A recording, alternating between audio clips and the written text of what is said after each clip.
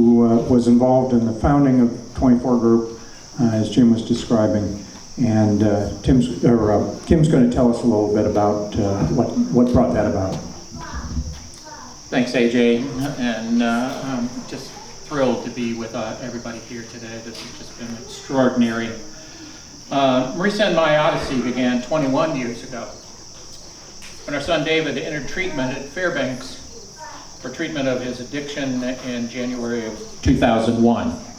Although he completed intensive outpatient and was continuing into their aftercare program, his disease was still very powerful, the way it is for all of us in recovery, especially when we are early in that recovery.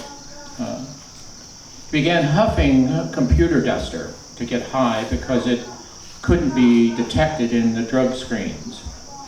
He and his friend had read on the internet that if he puffed duster under the water in a swimming pool, that it was supposed to intensify a rush. And so on a beautiful day in June of 2001, they tried it out at a friend's house with fatal results for David when he died from drowning, brought on by sudden sniffing death syndrome.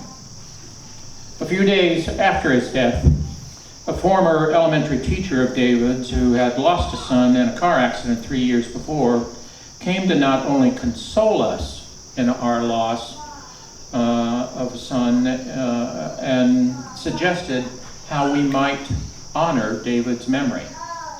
She suggested that we pick some symbols, perhaps in nature, that in each time we would encounter them, it would bring David's memory close to us.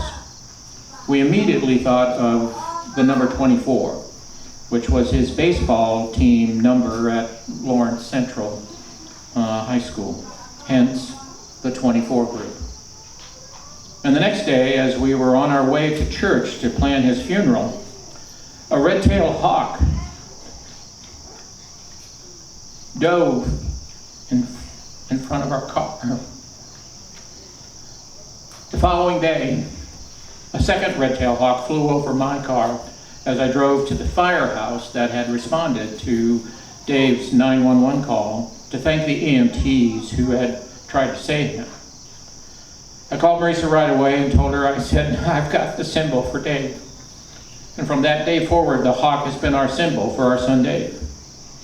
We have subsequently learned that in Native American tradition, that the hawks are the messengers of the Great Spirit that soar between heaven and earth, and that they help open our eyes to a vision of a better and brighter heaven and earth.